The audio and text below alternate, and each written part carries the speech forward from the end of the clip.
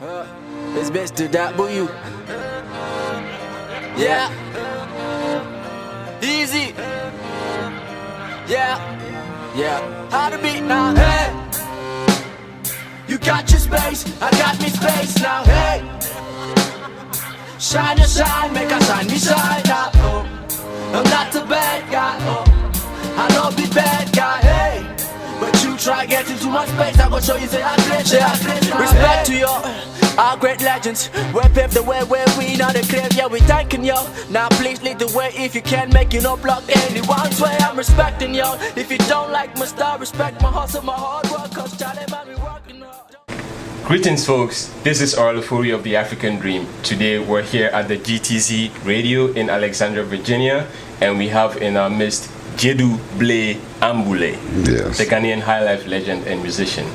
How have you been, Ambolley? Pretty good, by the grace. Good, yeah, good. Yeah. Now, what brings you out here to the USA? Two things. One is I have a new album coming out. Okay. And it's already mixed. We did the mixing in Amsterdam. Okay. But I think that the mastering should be done here in America because of the nature of the music. Got you. So that is one. And the other one is, since I'm, known among Ghanaians and all that, when I came, a setup was set for me. Right. To be able to do a performance, okay, for my people here. So, where was this performance? It was done, that was on the 4th of June, okay, at the African Palace. The African Palace, yeah, in Maryland? Yeah, Gettysburg, yes. Nice, nice. Yeah. Now, I hear some of your brothers who are also, classic Ghanaian highlife musicians have played at the African Palace, people like Joe Alaka and the rest. How did it feel for you to play there to, your fans in the diaspora, especially out here in the USA? I think it was fantastic because, Jewel, Papa Yankson, maybe Cranston, all of them have been here, right, as the big four. And I'm the only one that has been missing. So I said, come on, man, my people are just, missing what I've been doing. So it's about time, right, that, I do a performance. And it was fantastic. Interesting. Yeah, it was, if people were just dancing, we were from beginning to the end and all that. And the nature of the plays and the see people's faces, the reactions and all that. It was really fantastic. And I know that the word is going to go around because they're going to be telling their friends who couldn't make it. Right. They say, hey, you missed something. Yeah. That's interesting. And from the way you sound, I can tell you very much appreciate the connection with your fans. Definitely, because, music, you have to be connected with your fans. Right. When I take a look at jazz music and all that, I see that most of the jazz musicians are too much into themselves. Right. Because they've put so much time into the music that when they are on stage playing, each and every one is trying to size up what the other one is doing. So they get too much close into themselves instead of the audience. Right, right. So that is what I have deviated a little bit from that, because we need to connect with the audience. And the only connection is going to come from our rhythms that's coming back from home. Right. Talking about the highlife music. Right. Because highlife music is in every dance. If you talk about salsa music, there's highlife rhythm in it. You talk about reggae music, there's highlife rhythm in it. You talk about Indian music, there's highlife rhythm in it. So this is what I've been able to incorporate it. And it's just like cooking soup, man. You need to get the right ingredients, Ambolley, you just mentioned the fact that the highlife rhythm is, evident in all of these, well-known global genres like reggae, hip-hop, and, Hindi music. Now, what is a typical highlife rhythm to you, Ambolley? Highlife has two things. That is the basics of all dance music. One is so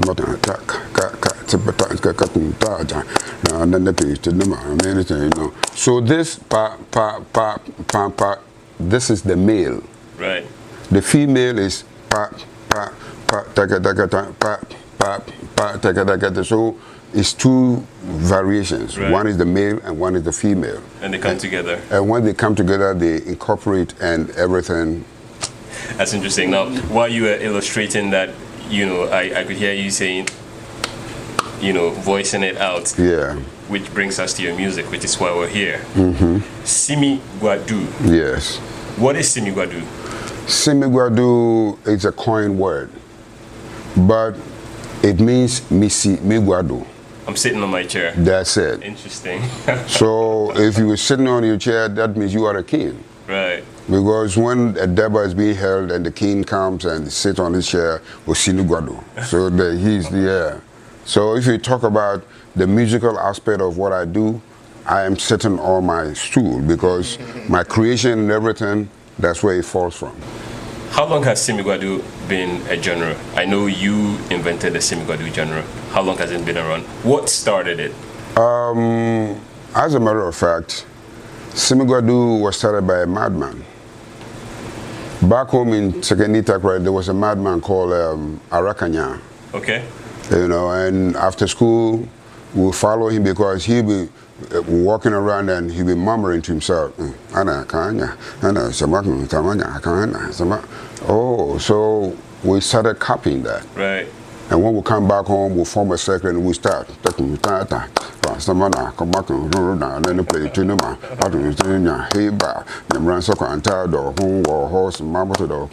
so we started adding lyrics and everything to that formation of rhythm. Right. So that became the beginning of Simigwa. Huh. And Simigwa is the origination of rap music. Now, you talk about this. I read somewhere online about you saying that you are the first person to produce a rap record, and you actually have evidence to support it. Thank you. Tell us, what are some of these evidence that you have, and why do you insist that you really are the first person to make a rap record? Because rap music is, if you bring that into our language, it's like Kasahari. Right. But it is something that did not originate from America. It originated from Africa. Right. Because when a deba is being held, we have somebody who's called a linguist. When the king is coming, he starts giving accolades to the king. This is the beginning of rap. Right. So when I started playing music and started to create by composing and all that, I added that to my way of composition. So my record first came out, my first ever recorded music came out in 1973. Okay. That was the first ever commercially recorded rap music. Because thereby you find, hey, about the two-shot, her mama and stomach or faba, hey, and then play to the mammy in there, so I want to smoke or faba, hey, I say in there, throw when, and some mama to the man, you mean the tram, and all my uncle report, I say that, taste some man, I quite pee. So, yeah, that was the beginning of it. Right. If you go to the Guinness Book of Records, they say that Sugar Hill Gang, they start with rap. Which is why I asked what I just asked, because I see in the Guinness record, it doesn't appropriately acknowledge you as being the first. Exactly. But if you check their date is around 78, 79. Mine was in 1973. Right. So that's what I'm challenging Guinness Book of Records for that, because somebody didn't do his or her homework well. Right. Now, Ambolley, you are noted very well among Africans, and especially among Ghanaians, which is your home country, for being able to infuse that comedy element into your music. Why do you think it's important for you to be able to connect with your audience or your listener in a funny way? Because it's entertainment. Because after a hard day's work, to be able to do something for somebody to forget himself and his troubles and things like that, it's one of the greatest gifts. Because we are the true doctors, because therapy, and we are the ones who make it naturally, make it to happen. Right. Because it's very hard that you're doing a concert, people from different genres and different homes and things like that, for them to come and you being able to capture their minds. Right. Let them forget where they came from and things like that. It is one of the greatest form of entertainment. Interesting. Ambolley is also very known for Ragum Zoo. Yeah, exactly. tell us what inspired the creation of that song. It's one of the most classic Highlife Ghanaian music, and it still gets people to the dance floor, or at least makes them bop their heads whenever they hear it. And as a matter of fact, we're going to have you introduce that song and tell us the history behind it briefly before we play it. Okay. Ragum, so that word is I think it's a God-given word, because it has become like a magic word. Right. I looked inside the Bible, looked through the Bible, and I saw that, Samson had a problem, from Delilah, because of the Ragum Zo. Right. I saw that King David had a problem because he wanted the wife of his general. Right. So he sent the general to the war front so that he could have access to the wife. Right. Bill Clinton had the same problem, because if you take a look at what happened between him and Monica Lewinsky, and things like, it's the Ragum Zo. Got you. So it means that God has given man strength to raise things, to lift things and things like that, but woman has something. Right. That is even greater than the strength of a man, because man will do anything for that. So that Ragum Zo is powerful. So that made me to say, wow, if it is so, if it's in the Bible and things like that, then we have to let the children know. Because I remember when I made the music, some people think that it's profane. And it's like, so I didn't tell them, no, I don't think it's profane. Right. It is something that you need to teach your children. Gotcha. Because if you don't teach your children, they will go out there and find it out themselves. Right. But if they already are taught about it, when they go out there, they are armed. This is Oral Ofori of TheAfricanDream. We're here with the great Ghanaian Highlife legend, Gyedu-Blay Ambolley, and we're about to hear one of his classic hits, Ragum Zo. Ambolley, introduce that song. So, say, hey, ba, sometimes, but hey, ba, and you're only a sassy seaman. Waka the Podam, always one hand. All the officers which you didn't know, hey, ba. Woman in yash, something there, woman beside, something there, woman in front, something there, woman in breast, waiting there, Ragum Zo. No fancy there. Your monster can't tell the corner or the marmot or the corner mind you move. On me a banshee, be seen nature one BB shell or be seen a yardie, BB shell or be seen any one BB shell. I'm not in no share where Ragum Zo. All right, just take a minute and enjoy the video as we talk to Ambolley some more when we return. Only a assassin man when you are walking the Podam or hand. So, bear off his sisters which he didn't know. Hey, woman in yash, something there, woman in back, something there, woman behind, something there, woman beside, something there, waiting there, Ragum Zo. Waiting there, Ragum Zo. Let's go one more time now. Woman in yash, something there, woman beside, something there, woman in yash, something there, woman behind, something there, waiting there, Ragum Zo. Waiting there, Ragum Zo. The fancy there. This year the children want a baby share hog. This year na yadi, baby share hog. This year the children want a baby share hog. This year na yadi, baby share hog. If not, no share where Ragum Zo. If not, no share where Ragum Zo. Let's go one more time now. If not, no share where Ragum Zo. Gotcha, nah. If not, no share where Ragum Zo. Man, hey, you say loud, motor black and white down, man. Hey, you say loud, motor black and white, Simigwa. You say loud, I'm black and proud. Baby, on a neighbor, work or disco, wash a yellow. Baby, on a neighbor, work or disco, wash a yellow. Walk or ya Simigwa do. Mama na sama kwa da sama zama na kwa ba zama na zama je sama kwa heba agona shiri ja nche wala ni heya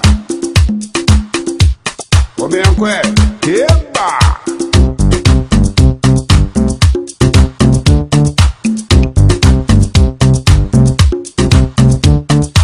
ose jeja won hu pinjena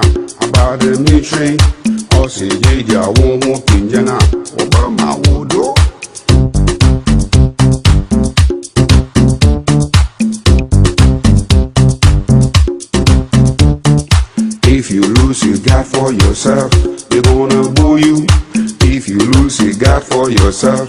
About the military, hey, yeah, Stamana, Samapa, Samaki, Sumana, Papa, Samaki, Sumana, Papa, hey,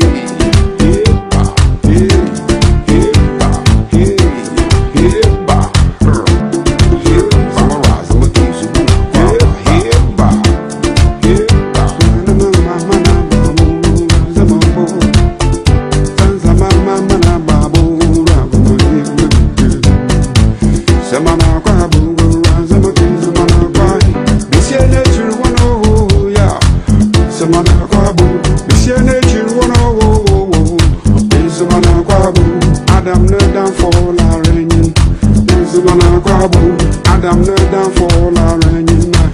Please mana kwabo. Ragum so yalo. Please mana kwabo. Zamana kwabo. Zamana kwabo. Tell me waiting there. Ragum so yalo. Tell me waiting there. Ya do ragum so yalo. Adam no down for la renyina. Ragum so yalo. Adam no down for la renyina. Ragum so yalo. Yeah.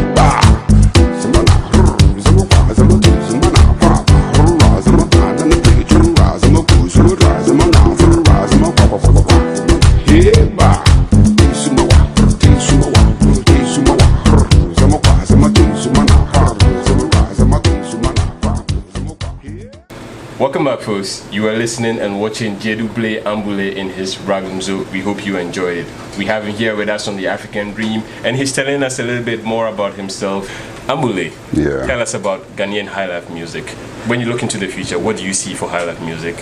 I think it's becoming, bleaker, because the way the younger ones are treating Highlife music and all that, it looks like they are neglecting Highlife and copying rhythms that is coming from Jamaicans and Americans and all that. So the children are not learning music. In our time, we learned the rudiments of music, we learned instrumentations and all that, because with all these things put together, it helps you to become stronger if you want to compose or if you want to arrange and things like that. But the younger ones are not learning it. Now, it is left for us seniors to come back and teach the children. Because when the children, when they see us, they say, oh, old school, old school.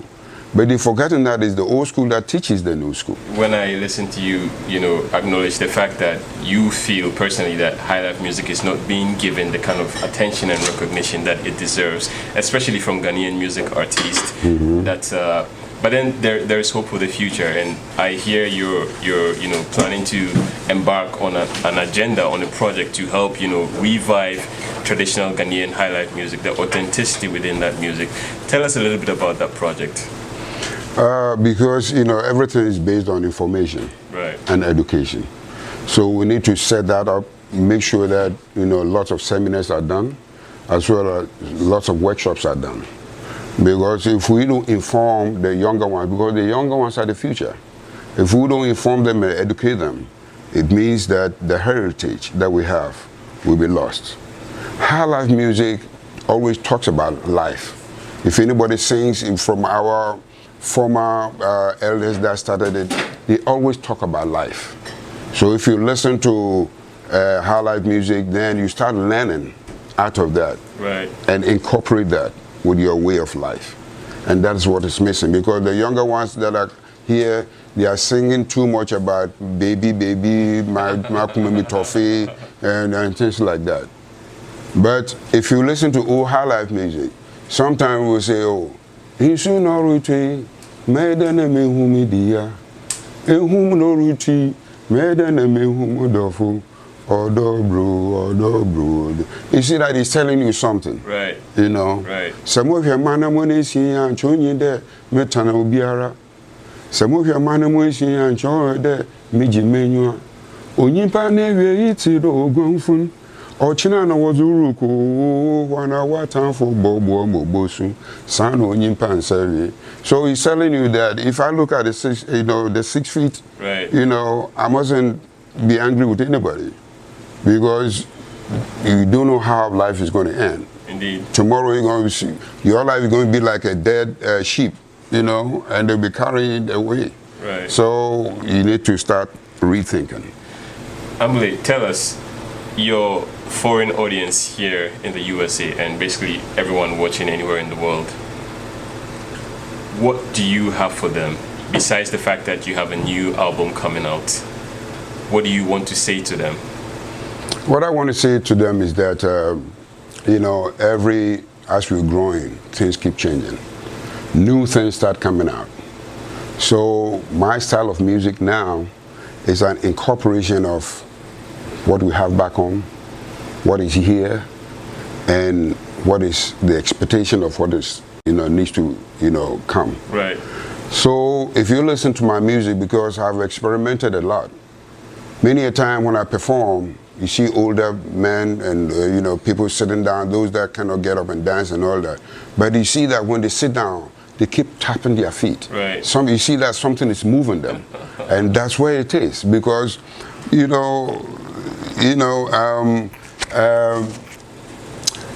dancing is the best form of exercise. If you go to the park, you know, you have your shorts and everything, it's just a routine. But if you dance, every part of your body moves. Right. And this is what I'm going to introduce to my audience here in America, because I'm going to get them all involved. I'm going to put something on their minds that after all said and done, when you're going back home, they go back home with some of my lyrics, they go back home with some of my moves and things like that. It's very important always to leave something behind. Interesting. Talk about very important to always leave something behind. You just arrived here in the States for your performance. Unfortunately, the great boxing legend Muhammad Ali passed away while you were here. Now, tell us, what was your very first, if you think back into time, impression of Muhammad Ali? Because I hear he was in Ghana, you know, when he was one time, he has recently become the heavyweight champion of the world, and you were around back then. Yes. What impact did Ali have on you as a musician? He's one of the greatest personalities that I always get up for him. Ali. He's one, because back in early 60s when he was fighting Sonny Liston, and all of us were in second day, we knew boxing and all that. But the way he came with this formation of boxing, it made boxing to become entertaining, you know, and interesting, because he was fighting just like a featherweight instead of fighting like a heavyweight, and his moves and jumpings and all that. And you know, I just admire the man, and I mean uncontrollably, because he's a man, when it comes to boxing, he's right there. When it comes to his words and things like how we see the world and things that he does, is right there. If you come to the personality, he's a very handsome man. And so it's like he was given everything. Right. And I loved by that man. And for him to stand up against America, that was the biggest statement that he made. All the other boxers that came before him, many of them were drafted into the army and things like that. But he stood up and said, no. And I'm telling you, in Los Angeles, I met him. Face to face, I took a picture with him. Interesting. Yeah, in Los Angeles, because he was my idol. I have about 1, 2, 3, 4 idols in the world, but he's one of them. And I always cherish him because he had opened my eyes to my own consciousness, right, and all that. So I always cherish him, because Muhammad is always Muhammad, and he's always going to be Muhammad. Blay, before we leave you, tell us what or who has been one of your most biggest influence in the world of music? When I was growing up, there were singers, you know, like Ray Charles, you know, Sam Cooke, you know, James Brown and all that. But I think James Brown became my idol, because the music of James Brown was totally different from other artists. Aside from that, James Brown had his own lyrics, because James Brown was singing about food more, you know, mashed potato popcorns and that kind of thing, because he knows that man can do away with food. Right. So he was singing about food, and he has his own way of dancing. That was what motivated me, for me to come out with my dancing. come out with my lyrics and come out with the music, because it's a, you know, it's a compact. Right. You know, so for me to get that kind of mind to put all these things together, that came from James Brown. Interesting. You know, but I had some other, if you come into the jazz realms and things like, we have, you know, Jimmy Smiths, we have Charlie Parkers, we have Wes Montgomerys, and, you know, all of them are there. And, you know, they also added some influence to your work. Many influence to what I already knew. So back on what you said about Muhammad Ali and the fact that you met him and that he's an admirable figure for you and he's had a lot of positive influence for you. One thing you talked about was the fact that he sort of like came in with his own style that loosened things up a bit, that made people, you know, feel closer to him because he had a comedic aspect, which you also have in your music. Now, why is it important that, you know, comedy should be a part of your music? I know you've talked about it, but what differentiates your style of comedy as connected to music? It's totally different that, you know, you go to a concert and a performance right there, you know, goes straight at his performance. I mean, whatever that was rehearsed, and that's what he'll come and portray it, and things like that. And there's another side of it that, apart from the rehearsals, you can also create on the stage, because it all falls down and under entertainment. And if you are creative, right on the stage, you can be creating so many things right on the stage. Right, spontaneously. You know, so it's like, it's a gift anyway. Not all musicians or singers can do that. Right. But it's a gift. Because if you listen to Teddy Pendergrass singing and things like that, he's straight out singing what he learned and things like that. But on the stage, you'll be doing what you learned, but you see that some things will be creeping inside that will make the whole thing becoming more entertaining. Right. So to be able to do that, you need to have, you know, have an extra gift. We hope you enjoyed it. Here with us on The African Dream, you are listening and watching Gyedu-Blay Ambolley. The mom and the papa, and when you know Ragum so.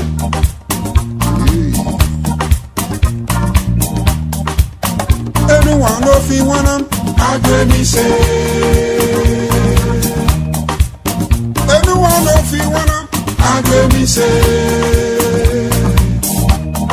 Yeah. I get me son, mama, yeah, pasa. Yeah. I get me son, mama, yeah, pasa.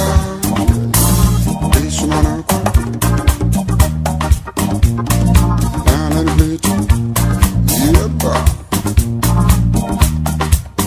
Anyone know if you want them, I get me say. Everyone know if you want them, I get me say.